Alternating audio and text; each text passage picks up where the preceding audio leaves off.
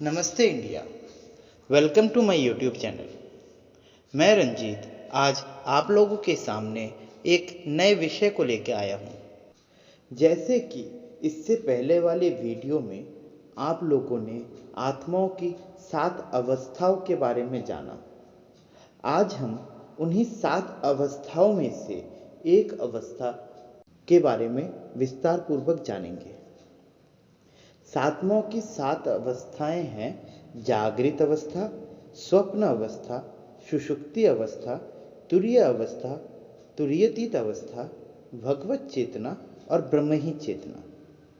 आज हम इन्हीं 7 में से एक तुरीय अवस्था के बारे में जानेंगे।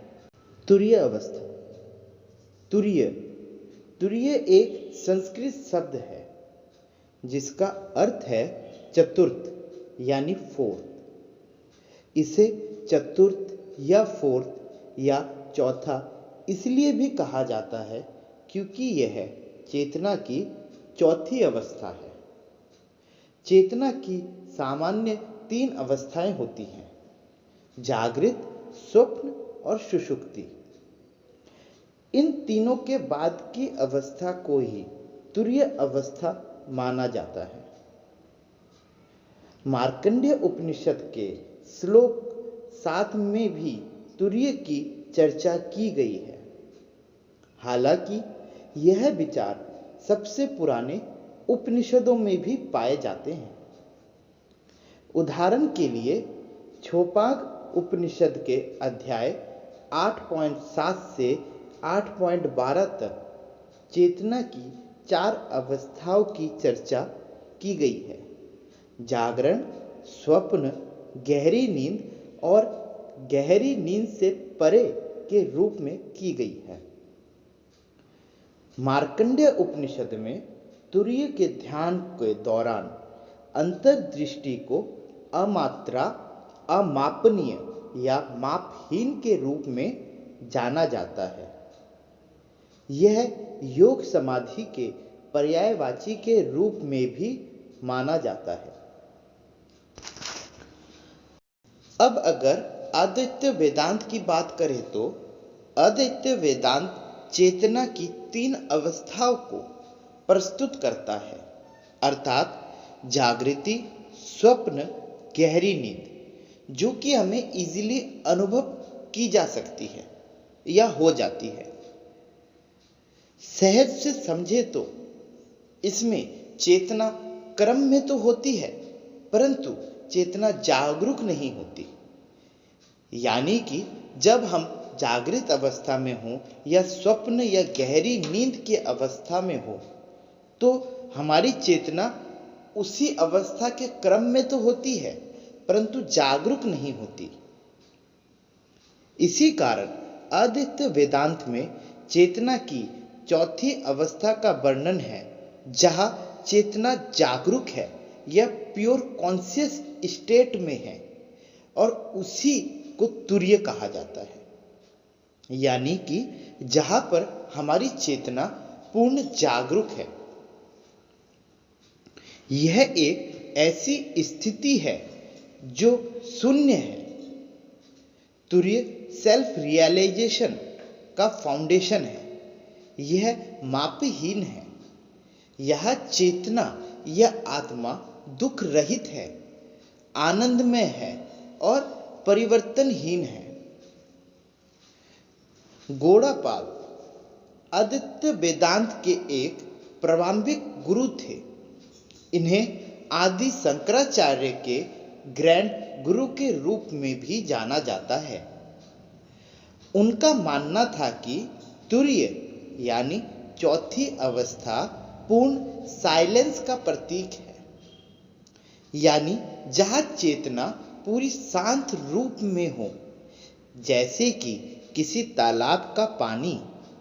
इसका मतलब कि यह चेतना पूरी स्वच्छ, पाप और पुण्य से रहित, राग और द्वेष से दूर, क्रोध और ईर्ष्या, दुख और कष्ट से मुक्त हो और सिर्फ सुख के साथ हो। तुरीय को काफी जगह रहस्यमय अवस्थाओं की तरह मानते हैं, पर यह कोई रहस्यमय अवस्था नहीं है। कई जगहों पे तुरीय के अर्थ को आत्मा या तत्व के रूप में माना जाता है, जो कि शांत है। मार्कंडेय उपनिषद में शब्द है प्रपंचोपासनम, यानी प्रपंच किसी भी प्रकार के प्रपंच से दूर, यानी जहां पे किसी भी प्रकार का प्रपंच ना हो, उपद्रव ना हो। अब हम 3 अवस्थाओं से हमेशा गुजरते ही हैं, जिसे हम अभिमानी कहते हैं। 3 अवस्था जागृत, स्वप्न और सुषुप्ति, यानी कि हम लोग प्रतिदिन इन 3 अवस्थाओं में जाते ही हैं। यानी हम जगते हैं सुबह, फिर हम रात को सोने से पहले कभी सपने देखते हैं, फिर हम लास्ट में गहरी नींद में सो जाते हैं। यानी हम 3 अवस्थाओं से गुजरते ही हैं, और इसे हम अभिमानी कहते हैं। यानी we identify ourselves in the state. पर जब हमारी आत्मा जागरूक अवस्था में होती है तो हम उसे कहते हैं जागृत अवस्था अभिमानी, जिसका दूसरा नाम है विश्व। विश्व यानी जहां पे हमारी आत्मा जागृत अवस्था में है। वैसे ही जब हम पूरे स्वप्न अवस्था में होते हैं तो उसे कहते हैं तेजस या स्वप्न अवस्था अभिमानी। वैसे ही जब हम पूरे सुषुप्ति अवस्था के साथ जुड़ जाते हैं तो उसे हम कहते हैं प्रज्ञ या सुषुप्त अवस्था अभिमानी। अब आप इन 3 शब्दों को ध्यान में रखिए, विश्व, तेजस और प्राज्ञ। विश्व यानी जागृत अवस्था, तेजस यानी स्वप्न अवस्था, प्रज्ञ यानी सुषुप्ति अवस्था। तो निरंतर हम इन 3 अवस्थाओं से जुड़े रहते हैं, या ये कहें कि इन तीनों अवस्थाओं के अनुभव करते रहते हैं। तो जब हमारी आत्मा या चेतना इन तीनों अवस्थाओं से जुड़ा हुआ ना हो, यानी इन तीनों अवस्थाओं की उपाधि को ओढ़ी ना हो, या फिर ये कहें कि इन तीनों अवस्थाओं से निरपेक्ष हो, ऐसी अवस्था जहां निरपेक्ष चेतना हो, उसे तुरीय कहते हैं। अब क्या है कि ये जो तीनों अवस्थाएं हैं, यानी जागृत, सुषुप्ति और स्वप्न अवस्था, इनमें तुरीय है, परंतु तुरीय में इन तीनों का वास नहीं है। जैसे देखिए, जागृत यानी विश्व अवस्था में स्वप्न और सुषुप्ति यानी तेजस और प्राज्ञ नहीं है। वैसे ही तेजस में विश्व और प्राज्ञ नहीं है, परंतु इन सभी में आत्म तत्व है, यानी तुरीय है। तो और इजीली समझे तो ये जो तीनों अवस्थाएं हैं, जागृत, स्वप्न और सुषुप्ति, इनमें तुरीय प्रेजेंट है, यानी चेतना प्रेजेंट है, यानी आत्मा तत्व प्रेजेंट है, परंतु वह जागरूक रूप से नहीं है। और वही तुरीय में चेतना जागरूक अवस्था में है, तो वहां पे यह तीनों का एक्सपीरियंस नहीं है। फॉर एग्जाम्पल, एक उदाहरण के तौर पे देखिए, जैसे हमारे कोई एक हीरो को ले लीजिए, अमिताभ बच्चन।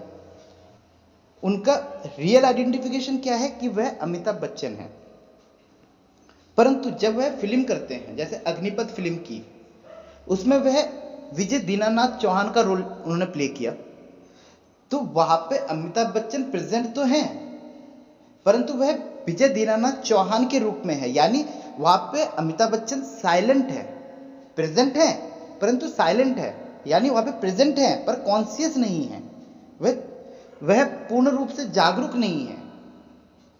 वहां पे वह विजय दीनानाथ चौहान के रोल में है, वहां पे हर कोई उनको विजय दीनानाथ चौहान के रूप में देख रहा है। वैसे ही जब हम जागरूक अवस्था में होते हैं तो हम जगे हुए होते हैं, परंतु हमारी जो चेतना है वह जागरूक नहीं है। और जब चेतना जागरूक हो जाती है तब वह तीनों अवस्थाएं एक्सपीरियंस में नहीं होती हैं। यानी जब अमिताभ बच्चन हमारे सामने खड़े हों तब हम उन्हें अमिताभ बच्चन के रूप में देखेंगे, उनका रियल आइडेंटिफिकेशन के रूप में देखेंगे। हम उनको वहां पे विजय दीनानाथ चौहान नहीं बोलेंगे, या हम ये नहीं बोलेंगे कि ये अग्निपथ फिल्म के हीरो हैं या ये सरकार मूवी के हीरो हैं। हम उनको बोलेंगे ये अमिताभ बच्चन है, एक सुपरस्टार है, इन्होंने कई सारी मूवी की है। तो वैसे ही तुरीय अवस्था में क्या है कि हमारी चेतना जागरूक होती है। तो जब चेतना जागरूक होती है तो वहां पे ये तीनों अवस्थाएं एक्सपीरियंस नहीं की जा सकती। पर इन तीनों अवस्थाओं में चेतना तो होती है, यानी तुरीय इन तीनों में है, परंतु तुरीय में इन तीनों का एक्सपीरियंस या वास नहीं है। श्रीमद् भगवत में भी ये कहा गया है, तुरीयम त्रिषु शांतम, यानी तुरीय तीनों में है पर वह तीनों से अनटच्ड है, यानी वह इन तीनों से दूर है। इन तीनों में प्रेजेंट तो है पर इन तीनों के स्पर्श में नहीं है। इसी बात को मांडुक्य उपनिषद में कहा गया है, न अंतर प्रज्ञानम न बहिष प्रज्ञानम न भ्यात प्रज्ञानम। यानी जब हम विश्व होते हैं, यानी जागृत अवस्था में होते हैं, तब हमारी बुद्धि बाहर जाती है, जिसे हम बहिष प्रज्ञानम कहते हैं।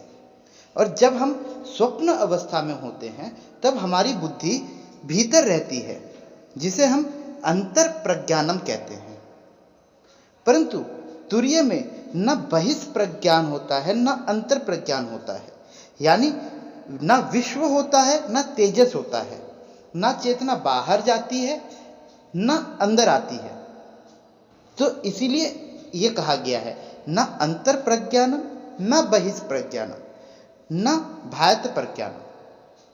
इसीलिए कहते हैं ना, तुरीय अवस्था अभिमानी है न अवस्था है। तो क्या है ये तुरीय? शांतम शिवम अद्वितम चतुर्थम, यानी चतुर्थ है, यानी चौथा है। यह सिर्फ बोलने के लिए चौथा है।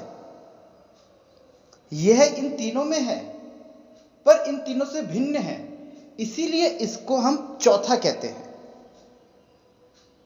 इसीलिए शंकराचार्य ने अपनी मंगलाचरण में यह लिखा है कि माया तनयम तुरीयम, यानी विश्व, तेजस और प्रज्ञ अवस्था से डिफरेंस रखने के लिए चौथा कहा गया है, पर चौथा अवस्था है ऐसा नहीं।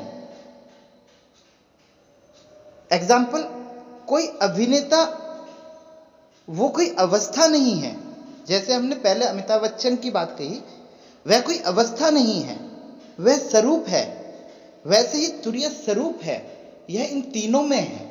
तुरीय अदृष्टम, यानी ये दिखता नहीं है, या अवज्ञान मानस गोचर, यानी जिसका मन की वाणी से जिसका निरीक्षण नहीं हो सकता। अवयवाग्रयण, यानी तुरीय वाविक सत्ता का नाम नहीं, यह ओरिजिनली स्टेट है, यह एक ओरिजिनलिटी है। प्रपंच पासनम, यानी जिसमें प्रपंच का, उपद्रव का निषेध है। हर जगह आपको अलग अलग मीन मिलेंगे, परंतु तुरीय एक प्रकार से आत्मज्ञान है, क्योंकि बाकी तीनों अवस्था में आत्मा या चेतना तो प्रेजेंट है, परंतु आत्मज्ञान नहीं, यानी चेतना जागरूक नहीं। परंतु तुरीय को हम चेतना की जागरूकता भी समझ सकते हैं। थैंक्स। आपको यह वीडियो कैसी लगी कमेंट करके बताइए, और लाइक, शेयर एंड सब्सक्राइब करना ना भूलें। और मिलते हैं हम अगले वीडियो में, जो कि समाधि और सहज समाधि के टॉपिक पर होगी। Thank you.